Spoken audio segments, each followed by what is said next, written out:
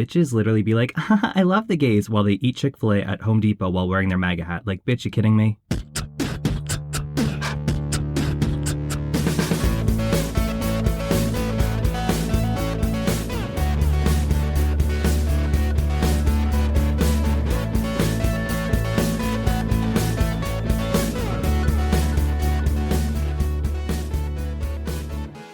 Hello, my LGBT cuties, and welcome back to another episode of A Jaded Gay. I'm Rob Lovelace, and today I am a non-jaded gay because I actually went to Macy's. I really don't go out shopping a lot, but I got this cute little outfit, very excited about it, and I really fucking love Macy's. I cannot talk about it enough. I have their credit card. I get coupons like every week, and it really takes every ounce of willpower not to just put myself in debt that way.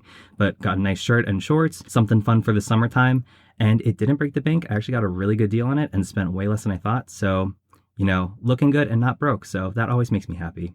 So I'm very excited. This is the first time recording with a guest. I have my friend Cheyenne Filipczyk, who I've known since elementary school. And we are going to be talking about allyship because I feel the term ally is something that gets thrown around a lot, especially during Pride. Straight people love to show their little, ally stickers on their Facebook profile pictures. But when it comes down to allyship, what does that actually mean? Are you an ally just because you accept gay people and you have gay friends, or do you need to do more? Do you need to speak up and take action to be a true ally? So we're just going to have a little conversation around that today. But before we do, I'm going to pull the tarot card for this episode. Okay, so the card we drew is the 10 of Wands, which Wands, if you don't remember, it's tied to the element of fire.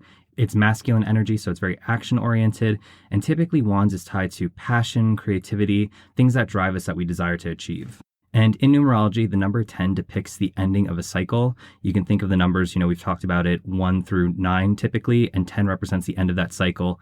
But in numerology, when it comes to double digits, you actually add them together. So if you take the 1 plus 0, you get 1, which is the start of a new chapter and a new beginning, also tied to the individual. So this is really showing us that we're at the completion of a cycle. And the key meaning associated with this card is that we're feeling overwhelmed or burdened. Basically, it could be indicating that we're carrying too many responsibilities and it's wearing down on us. So it's letting us know that we're really overwhelmed and we're taking on too much. And because of that, we need to consider what our motivations are. What are we working towards? Why are we driving ourselves so hard? Is it something that we want to do and something we want to achieve? Or is it something we feel we need to achieve some sense of validation? And I think it's also important to assess, is this something we have to do alone? Or can we take an opportunity to look around us, see who we're surrounding ourselves with, and see, who we can, reach out to for support and help during this time? And while we're assessing what we actually want to achieve and who we can rely on, we need to find a way to prioritize what's the most pertinent. What do we need to achieve now? What can we wait for? What can we take some time to work on in the future? And it's not just even the tasks at hand. We need to prioritize our goals. We need to see what we're working towards and what we want to achieve, what will make us happy in our lives. So this card's indicating we're tired, we're exhausted, we're reaching that breaking point, and we can't just reflect on how we're feeling. We need to take action and take steps to support ourselves during this time, whether it's giving yourself a break or prioritizing what task you need to achieve now to not feel so overwhelmed, or who you can even reach out to for support during this time. And I think that's going to be a really nice tie-in as we talk about allyship and what it means, because obviously we've talked about LGBTQ plus equality, the history of that in some past episodes. And really, we've learned that it's something that unfortunately our community is not able to just rely on our own voices to move forward. We have had to rely on, corporations and straight allies to help push our movement forward as we continue to work towards equality. So it's really important that we're not just always carrying this burden with us and that we're able to find support, but we need to find that true and genuine support. So like I said, today I am very excited to have my friend Cheyenne Filipczyk with me today. She is a business owner and badass. I am very excited to welcome my friend Cheyenne. Hi, thanks for having me in your closet. Oh, isn't it cozy? It's nice to be in here. Yes. Oh, I know. It's very warm. Yes. Recording in the summertime, I can't move my arms because I don't want to offend you. I'm very sweaty. It's intimate. I wouldn't have it any other way. I know. It's just lovely. I don't know if I smell you or me right now. Both of us. Both of us. It's Combo. Fine. We're going to pump face masks later. We'll smell good. Yes.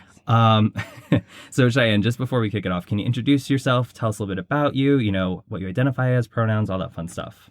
My name is Cheyenne Filipczyk. I go by she, her. I'm a business owner. I'm closing in on 30, which is exciting. And I am an animal lover. So that's what takes up my life at this point. Awesome. All good things. So before we get into it, can you tell me, obviously, my little thing is the jaded, non-jaded gay. So today, are you an honorary jaded or honorary non-jaded gay? I would say unjaded today. Honorary unjaded. And why is that? It's been a great day. Nothing is affecting me. It's been a great day. All of the pride flags I've been seeing just really lift me up. So it's a good Saturday. I ate a lot. Oh my God. Yeah, food's good.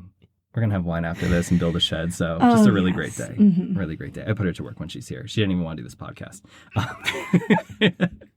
All right. So anyway, let's talk about allyship. So first off, just in your own words, Cheyenne, what do you think allyship means to you? No right or wrong answer, just to you. First off, would you consider yourself an ally? Yes, definitely. Okay. And that being said, what does allyship mean to you? So I think it means supporting anyone who is in the LGBTQIA plus community. And I think that goes beyond, just Pride Month. I think it's really making sure you're, focusing on resources that can help them with mental health.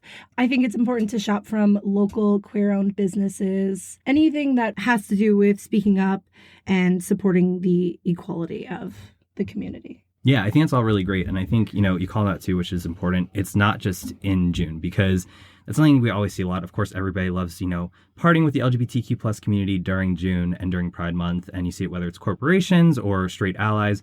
But it's like, how many of those people are actually paying attention to the headlines year round?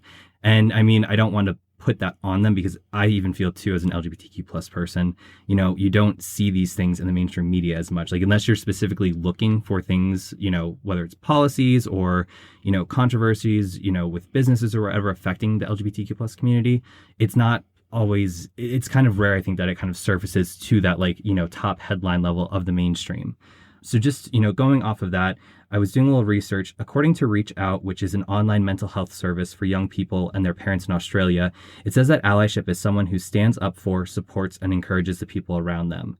And additionally, they state that being an ally means supporting equal rights for everyone, regardless of race, sexual orientation, gender, or religion, doing what you can to call out discrimination and to fight for equality, and trying to make the world a better place for anyone who identifies as LGBTQIA+.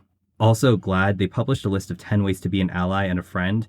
And what they listed was you can be a listener, be open-minded, be willing to talk, be inclusive, and invite LGBT friends to hang out with your friends and family.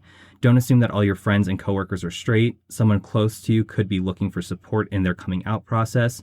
So by not making assumptions, you'll be giving them the space they need. Anti-LGBTQ comments and jokes are harmful, so let your friends, family, and coworkers know that you find them offensive. Confront your own prejudices and bias, even if it is uncomfortable to do so. Defend your LGBT friends against discrimination. Believe that all people, regardless of gender identity and sexual orientation, should be treated with dignity and respect. And lastly, if you see LGBT people being misrepresented in the media, contact GLAAD, because they apparently will do something, which is good. Anyway, I feel like, I'm glad you say that you identify as an ally, because I definitely agree with that. I mean, I feel like you've always been someone who's been socially aware, even like in high school.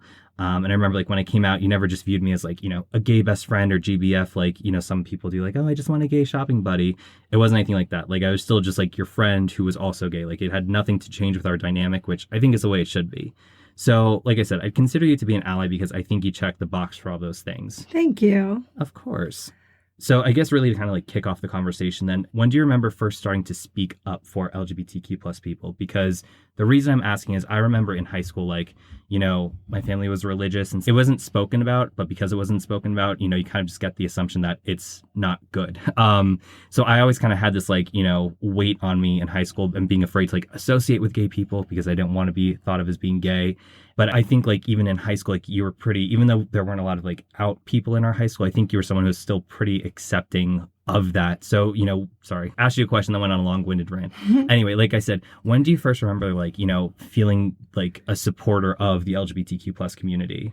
So the very first time I remember anything coming up that made me quite emotional was when that whole thing was happening with the military. What was it? Don't ask, don't tell. I remember. Yeah, that was the 90s with Clinton, I think. Well, I remember talking about it in high school, and I was sitting at the dinner table with my mom and my two brothers, and for some reason that topic came up.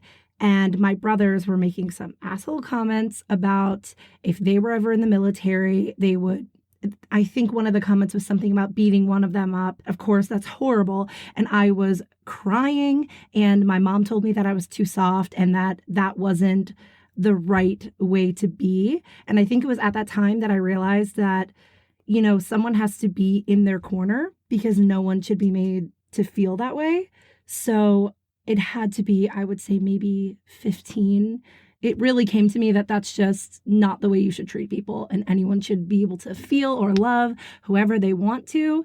And I don't know why I remember that dinner conversation so much, but the feeling that comes over you when you really care about something it will always be with you. Yeah. And like I said, in high school, because again, not that I was anti-gay, I was just closeted and scared, but it wasn't something that I ever wanted to talk about or even consider ideas of talk about a guy who had a boyfriend or talk about anything LGBTQ plus related, because there was that fear of association. But I felt like there was never that obstacle with you. You were just open about talking about it. You were there, like you said, you wanted to be in the corner for anyone. You were pretty aware of social issues in general, but specifically with LGBTQ plus equality, it wasn't something you shied away from. For sure. I think there was also something happening with me as well, where I knew that I was feeling attracted to women at the time.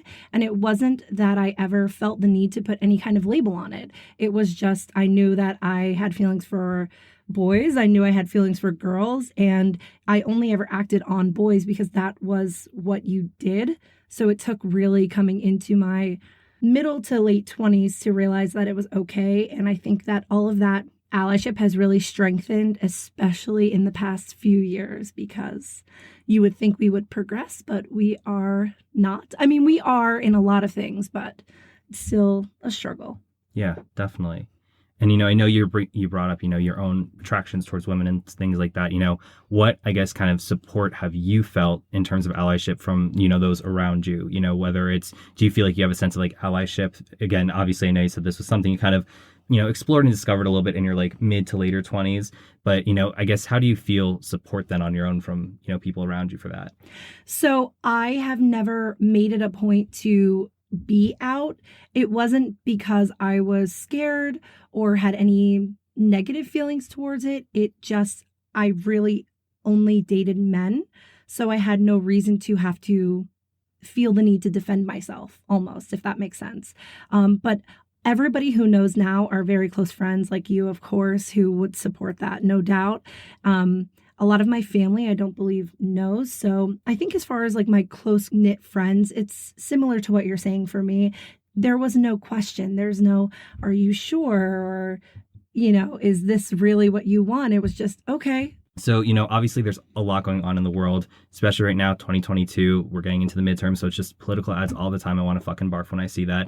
But, in the past 2 years being in the pandemic, there was so much with the 2020 election and the Black Lives Matter movement and COVID, and just it's news information overload, and it's all important things we need to be up to date on. But because of that, like I said earlier, I feel that sometimes LGBTQ plus issues fall through the cracks and they don't get the attention they deserve. I saw a funny meme during the vice presidential debate in 2020 where there was that fly that landed on Mike Pence's head because he's so full of shit. Flies are drawn to shit. But it landed on his head, and obviously there are all these memes and all that. But there was a post that came out that said, the sad truth is this fly on Mike Pence's head got more airtime in the 2020 election than LGBTQ plus issues did. And that's completely true, because honestly, I don't, and I'm not saying this definitively because I may not recall, I might have not been aware of that, but from the debates I saw, there was never any mention of the LGBTQ plus community in there. I think there was a little pride campaign that Trump had his daughter Tiffany throw, which was a slap in the face. It was really cringeworthy. It was I have a gay friend, so I can't be homophobic, But I don't think there were any real conversations about issues facing the LGBTQ plus community at that time. So again, another long-winded rant, but with everything going on, how do you stay up to date on things that are affecting the community, whether it's personally in your neighborhood or, across the country? So I think for me, I really try to focus on following the right kind of news, not only what are my beliefs, but kind of following a more neutral ground. So, a lot of times I'm just trying to find businesses that I can support, organizations I can donate to. I think it really has a lot to do with realizing your own privilege too.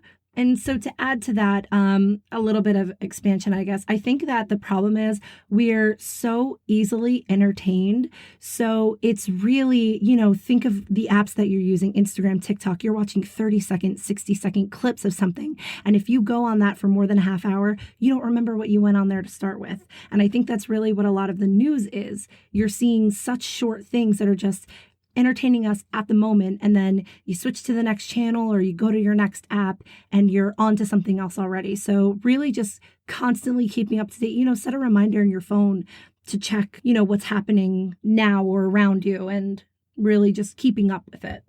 Yeah, I think that's a good point too, because, kind of about your point of, like where you have kind of shorter attention spans, my grandmother just sits at home and watches the news all day, and she goes from one station to the next, and she has her own beliefs about things. But she's like, oh, these news stations are saying different things about each other. You can't believe this or this, blah, blah, blah. They're not giving us all the information. The problem is, like, there is so much going on in the world. So when you get the headline, you get, the little bite of, like, knowledge there. You get, like, 30 seconds. I really feel it's up to us individually to, you're not going to get the full story in 30 seconds. And I don't think that's, the media lying to us like people like to chalk it up to. It's just, that's how it works. It's 30 seconds of here's what's the update on the story, going on to something else. And it's up to us to do our homework and do our research, and not on Facebook by any means. But I mean, like, you see a headline and you're curious about it, look online to see what's going on, because odds are, that story's been covered already a little bit. So there's some background information there, things get updated. It's not just, you can't just rely on a 30-second news story to consider yourself informed on a complete conversation. And I think, going off of the, LGBTQ plus issues, there are a lot of queer focused news outlets. I know there's Queer Tea, The Advocate. I think The Advocate's UK based. There's quite a few that I follow, and I get headlines from that. And, it's really, they're the ones that are really kind of like the watchdog, keeping an eye out on these things, because if it wasn't for that, I wouldn't even be as aware of, certain things. Doing this podcast, researching the topics I've done, I always try to pull from like legitimate sources, like whether it's, a study or an actual like history document or something. But I've learned a lot, and things that, were not taught to us in school, in terms of history, or things that, really don't get covered too much on the news, that if I was straight, I probably would not be aware of that, and I think there's things that even, family members of mine and some friends of mine don't realize, like things like the ban on blood donations for gay men. That is still a thing in 2022, that's based off of such, outdated criteria. I've had somebody who saw the movie Bohemian Rhapsody, and afterwards we're talking about it, and Freddie Mercury's death, and saying, oh, it's crazy. Like in the 80s, I think that was really a thing. Like people, were going to like these sex clubs, blah, blah, blah. But like, it's crazy. Like it just kind of went away. And it's like, no, it didn't. Maybe for you because you're straight and you're not hearing about this. But I mean, not even for the gay community, for other countries, like I know, especially in Africa, like this is still an epidemic for people. And I think, it's something that the LGBTQ plus community here is very aware of as it affects them. But straight people kind of, it's out of the news for them. So out of sight, out of mind. I was just going to add to that, think about your algorithm. If I go on Instagram and I look up, I want to find a plant page, the next few days, all I'm going to see are plants. So if you are telling someone that you're doing your research, I say that heavily with quotes, but you only saw an article on Facebook from Fox News, that's not research. If you're, looking on one side of things, that's all that's going to come to you. So really make sure that you are finding that neutral ground to, see both sides, even if it's not something that you like. Like look at other ideas and get a sense of a whole before you go and try to have an argument with someone. And I think, going back to doing your research, it goes both ways, because I remember, I think it was last year, I saw a meme about something about a corporation and said something pretty damning about them in terms of, negativity towards the LGBTQ plus community. And it's easy to see that Instagram post or whatever and say, oh my God, let me share this. This is terrible. So I Googled it to do some research on it. And, I checked Snopes, which I think does a pretty good job of kind of like keeping a balanced view on like what's true, what's not. But I looked on Snopes, I looked on a few other sites, and it turns out that like there was a sprinkle of truth in that post, but it was a major, exaggeration of what the actual story was. And I mean, that's something, even for myself, I need to confront. Like, I can't just jump to something because it supports your belief. That's why I'm saying, with those news stories, when you hear that 30-second news story, do your homework, do your research to see what conversations are actually happening around this, because it's easy to just say, well, this headline supports my belief. But that's just like the tip of the iceberg there, Sure. And that really makes sense, because negative news is spread so much more quickly too. So, and I think too, as, like for me, for somebody who, looks to the Advocate or, Queerty, I do follow them on Instagram. And they weren't the ones who published that meme. It was just some random account that had popped up in my algorithm because it knew I was gay. And it's like, hey, you're a jaded gay. Let's make you a little bit more angry. Here's some fuel to fire. But I do follow them, and they do always have the links to their stories in there. But it's something that has helped raise awareness for myself as a gay man. But also I think it's important that as we're aware of these stories, to share them with those who may not be. That's why I like doing this podcast. I've covered topics that I've learned a lot, but my parents listen, and, I'm able to kind of present something to them that they might have not been aware of either. And, when I see these, specific articles, because before I started this, I'd see specific articles. And there were times I would tell, a friend or family member, like, well, this is something that affects my community. And they're like, oh, I can't believe that. That doesn't seem real. But it is. It doesn't seem real because certain things are ridiculous. Like the fact that up until 2020, gay people could legally be discriminated in the workplace. Like that seems unreal, but it was a reality. So I would, find those stories and I'd share them with, my parents or my friends, people who, not that they doubted me, but didn't have their eyes open to the real issue. And, having this, podcast, it's been another way to kind of share that awareness with, some of my straight friends and my family who aren't aware of those things. So I think, as, members of the community, it's really important that we're not only keeping ourselves knowledgeable and aware, but that we're sharing that with those who love us, who want to support us, because if they want to be a true ally, they should be embracing that and being open to those conversations. I think the other side of it, when you think about being an ally, it doesn't mean you have to change everyone's mind that doesn't agree with you. Mm-hmm. Just work on finding people who are willing to listen. That's all. We watched that really interesting video on YouTube, and it was this video where the teens are conservative and the parents are liberal, and they have this really great conversation. It gets a little heated. It'll make you have all the feels, but the one conservative teen made a comment that he doesn't necessarily agree because of his beliefs or whatever it is that, a man should love a man, whatever. But he's like, I just don't talk about it. If that's the way they want to live their life, then that's okay. But I'm not out here trying to force the opposite. And I think that's just a really good point, because while I might not necessarily agree with him, it's just a matter of, you don't want to eat at Chick-fil-A. Mm-hmm. Someone else is going to eat at Chick-fil-A. You don't have to put it all over Facebook and say, I hate them so much. That doesn't make them bad. You just don't like them. Yeah, I think it makes them bad. I mean, I tell my friends, I'm like, what the fuck are you doing to me? Maybe Chick-fil-A was a poor example. Terrible, terrible. By the way, this episode's sponsored by Chick-fil-A. Just kidding, though. And yeah, it's important too, because I think I quoted this in one of the other episodes, and I think the most recent information I could find about was from 2009, which is super outdated. But, I've heard this said since then. I've seen it in that study. I'll have to see if I can dig it up to put in the show notes here. But basically, it's like, just by somebody knowing an LGBTQ plus person can change their opinion, like in a positive way, about the community. Because, I think for people who, may not know some, we talked about as an ally, you can't just assume all your friends and family, everyone around you is straight. Give them the space they need to be themselves. But I think for people who do assume that they're surrounded by straight people, any LGBTQ plus issues, well, yeah, maybe that sucks that there's workplace discrimination or this or that, but it doesn't really affect me, doesn't affect anybody I know, and I'm going to have a different view of things. Whereas, if you have a child who comes out to you, or a friend, or, a family member, it brings it closer to home, and it can change your perception of things. So I think that's important too, that, by sharing your views, even though it may not change someone's opinions, it definitely helps open the door for a further conversation, and it can impact their perspective of things in the long run. Sure. And kind of a little bit later here, I know we were just on Facebook and we saw someone we both know from high school at a Pride event wearing a rainbow shirt and saying, "Happy Pride from your favorite ally." I'm not sure if I'd say she's my favorite ally. Like, I think there's some other, pop icons that might be my favorite ally. Sure, she's no one's favorite ally. No. And I mean, don't get me wrong. Nice enough girl, but she's certainly not my favorite ally. And I kind of doubt saying she's even an ally because, again, haven't talked to her since high school. She was fine then.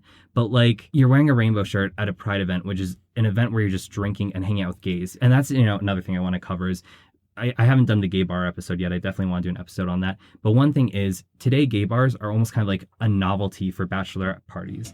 And it's kind of a little disrespectful because, I mean, obviously, if you and I were to go to a gay bar, that'd be totally different. We're two friends hanging out, you're coming with me, whatever.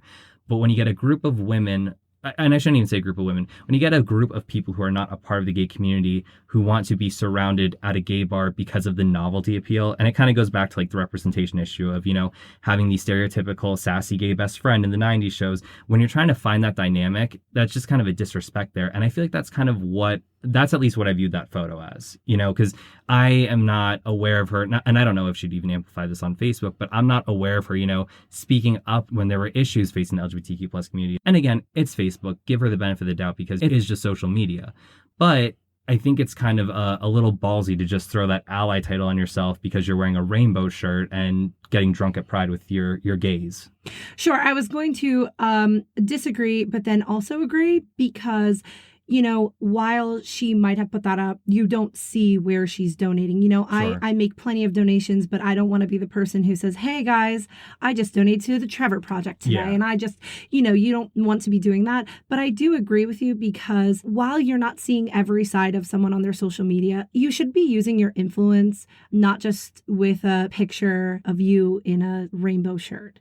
Use your influence to help lift up the voices of people who need to do that, because think about the amount of people out there who aren't comfortable putting their picture up on Facebook, who just want to say, hey, I'm Cheyenne and I'm bisexual. And that's a good point too, because, I guess, obviously, like you said, you're not going to be like saying, oh, I'm donating left and right here and there. But I guess too, it was just the standalone picture of like the fun part of Pride, the parade, which is, obviously Pride is rooted in politics. But, there has been some debate by some members of the community. Is it too much of a party? How should it be celebrated? To each their own. But for somebody to kind of show up at the larger, more fun celebration to claim they're an ally, great that you're here celebrating with us, but what are you doing, kind of like you said, year round, beyond June? What are you doing to support the community? Are you staying aware of things in the news? Are you signing petitions for things? And I think too, because, and she's not the only one. I mean, I see people every June, who add that, Facebook has the stickers you can add. They add the ally sticker to their profile picture, which again is great. It's nice to know there's those safe spaces out there. But, how is seeing somebody that I know from high school and barely even spoke to in high school who has an ally sticker on their Facebook profile, how is that not helping me personally, but helping the community I'm a part of as an adult? It's a nice gesture, but there's a difference between a gesture and actually taking action. Yeah, no shame on her because we don't know what she's doing in the background. But really, you have to think, what was the point of that? That's what I think it comes down to. Exactly. And in general, our generation, we really did not get, at least at our school, we didn't get any LGBT history. We didn't get a gay sex education. We barely got sex education, but there was no, talk about, gay sex education. There was no gay history. There was really no talk about gay at all. I don't even think we had a gay straight alliance. I don't know if we did, but yeah, we didn't get those history lessons. So it's like, obviously you can't blame somebody who's not part of the LGBTQ plus community for not being aware of issues that have historically faced the community. But I do still think we all need to be aware. And again, there's a lot going on in the news, but we can't just always be in our own bubble, whether it's racial issues on gender identity and sexual orientation. You know what you have to do? You have to understand your privilege and you have to do your research. That's really what it comes down to. Exactly. So if you're, all the straight listeners out there who, I don't know how many there are. I don't even know how many listeners there are. So for all 5 of you listening, no, but for any straight person out there, definitely, I'm not saying don't show your support. Show that ally sticker. Go to Pride. That's great. But, you need to do your research and understand your privilege and, try to find ways, even just small ways. If you hear somebody saying something homophobic at work, or somebody just kind of sits there because it doesn't impact you personally, a good way to be an ally, just speak up and tell them to cut the shit. You shut that shit down. Shut it down. Which again is easier said than done. But still, it's great to celebrate with the LGBTQ plus community during Pride, but that isn't enough to just be an ally. We really need the support year round, whether it's just remaining aware of what's going on in the news, donations to LGBTQ plus organizations, even, going to protests or, signing petitions or whatever.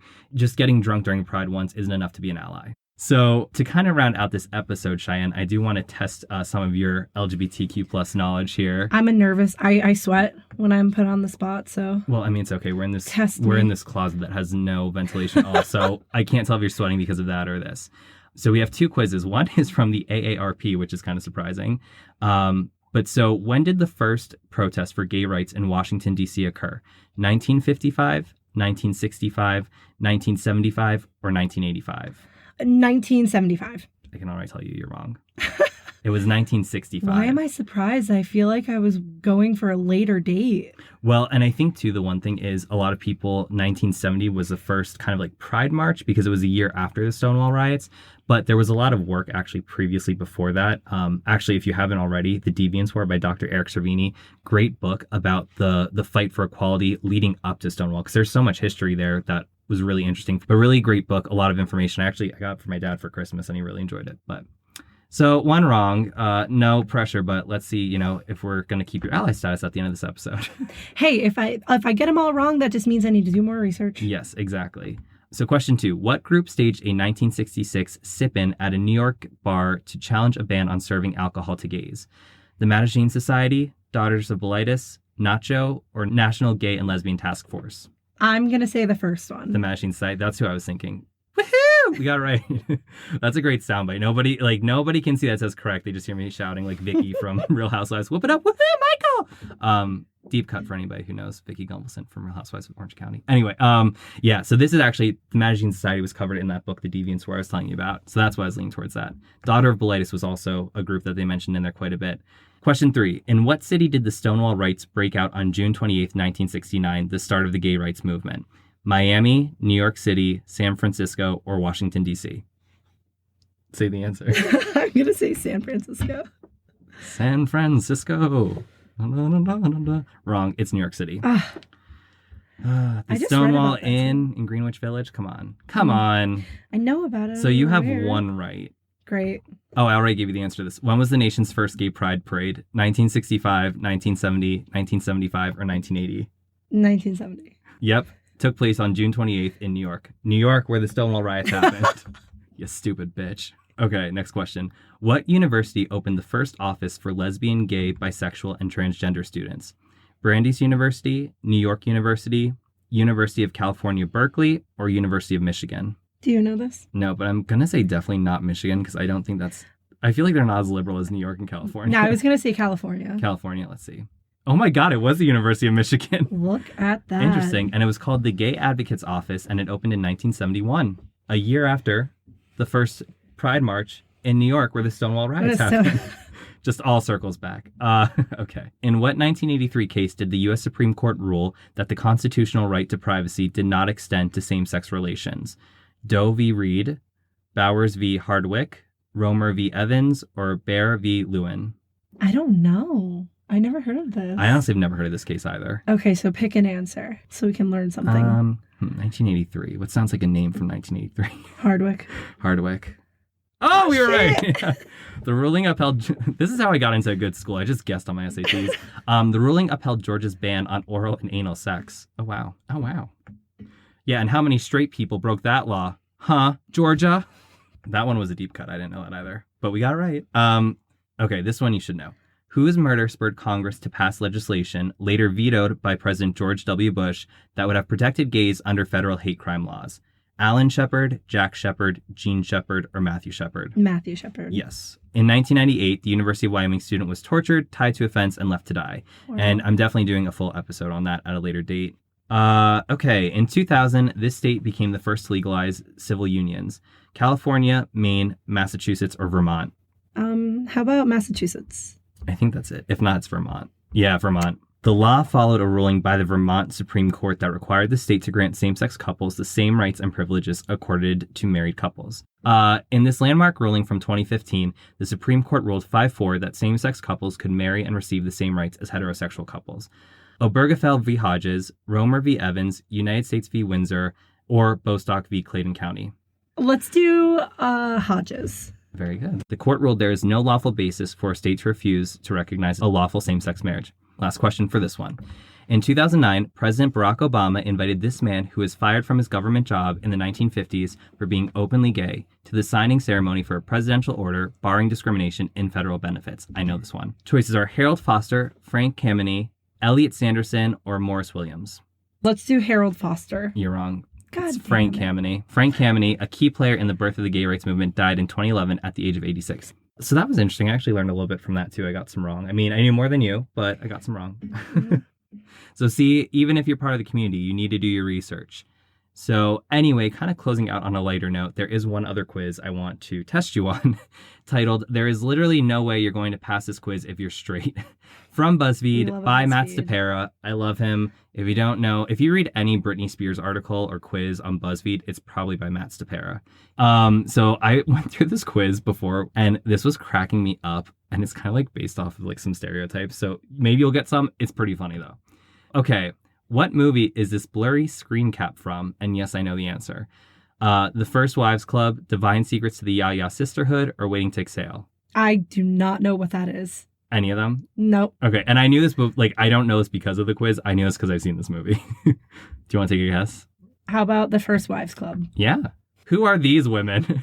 The Pussycat Dolls, Danity Kane, or Girls Aloud? The Pussycat Dolls. Yes, and obviously this quiz is not great for the people at home because you can't see these visuals, but for the gays, you'll know it's the Buttons music video when they're all on that little, what is it, like the balance beam like pole? A bar pole. Yeah. Which Carly Rae Jepsen album will gays never shut the fuck up about? Tug of War, Kiss, or Emotion? I'm going to say Kiss. I have no idea. You're wrong. So Kiss is the one. It's Emotion. That's the album with, do you know the song Run Away With Me? No. Okay. There was also a video that's like sounds gays will get. And it's like, it starts like, it's one of those things like, you know the sound of it from the beginning. It's like,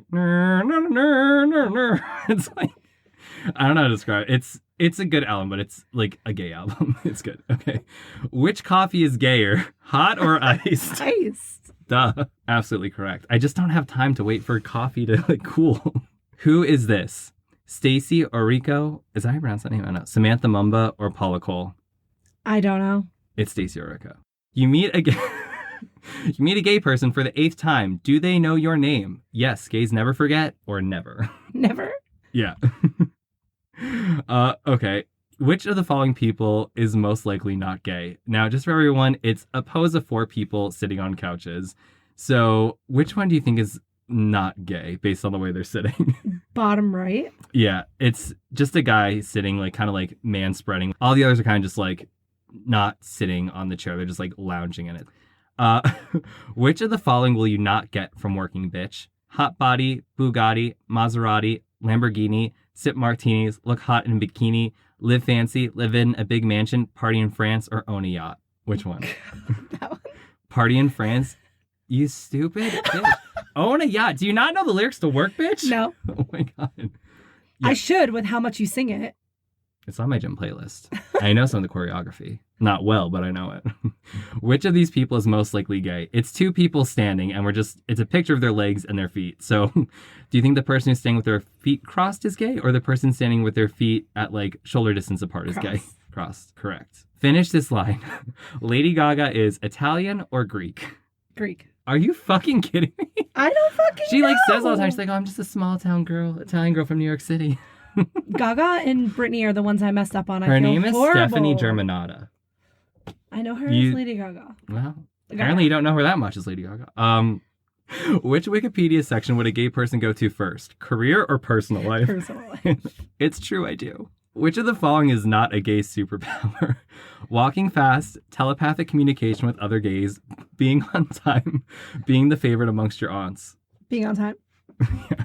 Because you need to stop for your iced coffee first. Which video game character is a gay person most likely to pick? Wario, and this is from the Mario games. Wario, Princess Peach, Mario, or Bowser? Peach. Obviously. Okay, but in Super Smash Bros. Melee, like she has this awesome move where like you do a hip like bop with somebody, but there's like a bomb, so it explodes on them. Like, why would you not choose that? Pick the gay going through it. We have the man with the bleached hair and neck tattoo, or the man with just some subtle facial hair. Number 1. Yeah. This quiz is not that serious, and obviously all gay people are different, and we get it. You're not that kind of gay. Now go and complain about not liking pop music, never watching Drag Race, and hating gay bars somewhere else to see above. So what do you think the answer is? See above. Okay, it's number 1, stupid. Oh my God. You got, all right, this one you did better on. You got 12 out of 15 correct, so you got 89%. I know, but is it really correct if I mess up a Britney lyric? I mean, we're just different kinds of people. We're different kinds of people. But I mean, I do like that because obviously it's a satirical quiz, but I like how it ends on that note, you know, not that serious. Obviously, all gay people are different and it's just kind of based off of some stereotypes. But yeah, I thought that was fun. But I mean, I think we've had a good conversation here about, you know, allyship, what it means, being aware, you know, and I think tying it back to the tarot, you know, we're talking about kind of feeling that burden or feeling overwhelmed by all the responsibilities we're carrying. And I think we really need to find that opportunity. It's an action focused card. So we need to find the opportunity to share that awareness with others because, like I've said in a couple of episodes, we need the support of our straight allies to help push the movement towards equality forward because, we are a minority group and times are changing. People are getting a little bit more liberal, luckily, and a little bit more accepting. You wouldn't know that in the White House, but I mean, in general, your neighbors and stuff like that, usually. But it's important that we spread the awareness that people know what's going on because like we talked about, topics aren't always getting that much attention. So we can't just, have people show up in their rainbow gear and think, yep, I'm a supporter. Here we go. We need to spread the awareness, take that action, let them know we need the support beyond that. For sure. Know your privilege, do your research, listen to Britney Spears and listen to Britney Spears. Do that first. Yeah. Know your privilege, listen to Britney. And then work, bitch. Like, put some work in. Action card today. Do the work. Do the work. Do the work. Thank you again, Cheyenne, for joining us today. I was really glad to have you on here, and thank you for always being an ally. Oh, of course. It's been a really cool experience. I'm excited to come out of the closet, so... Anyway, thank you all again for listening. Please remember to rate, review, and subscribe. You can reach out to me, rob@ajadedgay.com. You can also follow the podcast on Instagram and Twitter @ajadedgaypod. You can follow me, Rob Loveless, on Instagram @Rob_Loveless or on Twitter @RobJLoveless. And remember, every day is all we have, so you got to make your own happiness. Do you want to do the bye with me? Bye. Bye. Beautiful. Do it again, Cheyenne. Bye. Ah, we love it. Bye.